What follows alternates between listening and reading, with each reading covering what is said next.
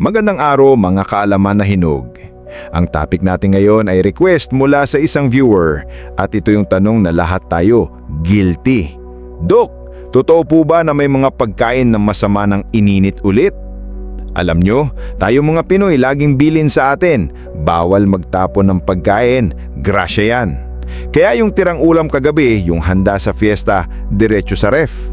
Kinabukasan, init-init lang, solve na ang almusal o tanghalian. Tipid na, mas masarap pa raw kasi nanunuot na ang lasa, di ba? Pero teka lang, kumusta naman ang pag-iinit natin? Baka yung grasya na tinitipid natin, yun na pala ang unti-unting nagiging lason sa loob ng ating katawan nang hindi natin alam.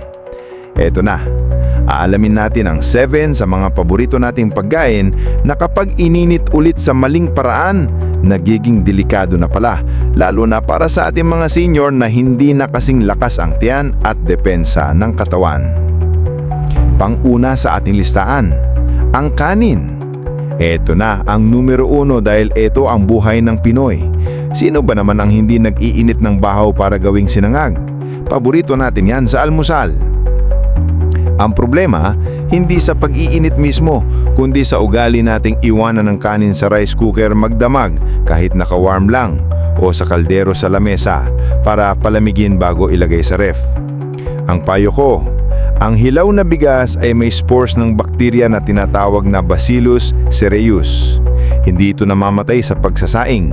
Pag ang sinaing ay iniwan mo sa room temperature ng matagal, ang spores ay nabubuhay at dumarami at naglalabas sila ng lason. Ang lason na ito ay heat resistant. Ibig sabihin, hindi ito namamatay kahit sa pag-init ulit. Subukan ninyong iinitin ng papanis na kanin. Tignan nyo para siyang lalong bumilis na mapanis at lumalala ang amoy panis. Yan ang dahilan kung bakit minsan sumasakit ng tiyan nyo o nagtatay kayo pagkatapos kumain ng sinangag, akala ninyo sa mantika lang.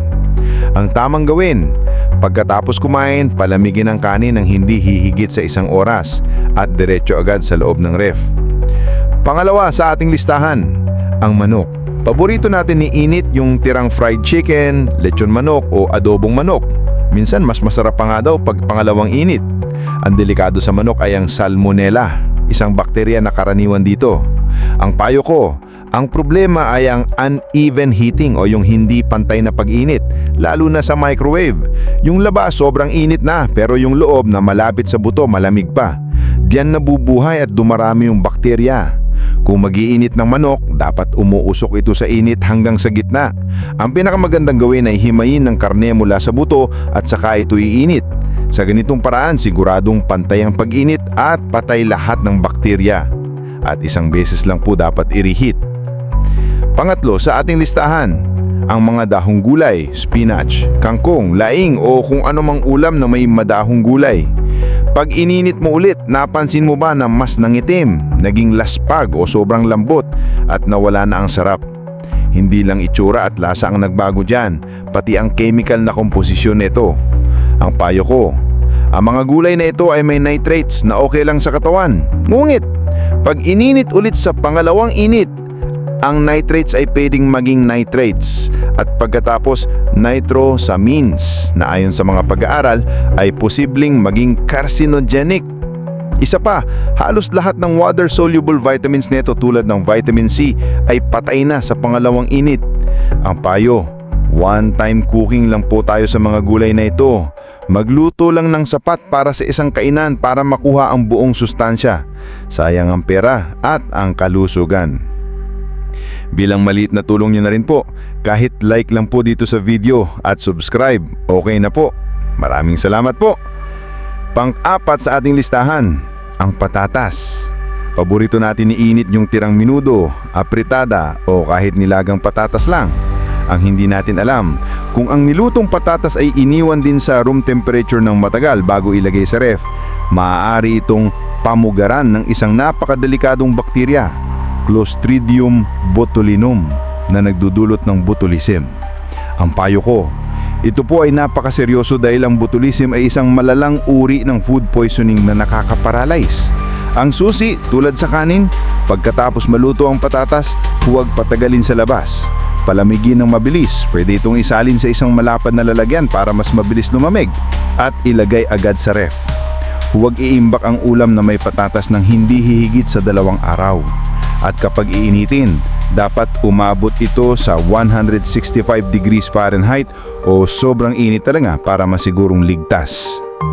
Panglima sa ating listahan, ang kabuti o mushrooms. Ang kabuti ay mataas sa protina at tubig kaya napakabilis nitong masira. Yung mga protina nito ay napakabilis na nagbe-breakdown sa tulong ng mga enzymes at bakterya.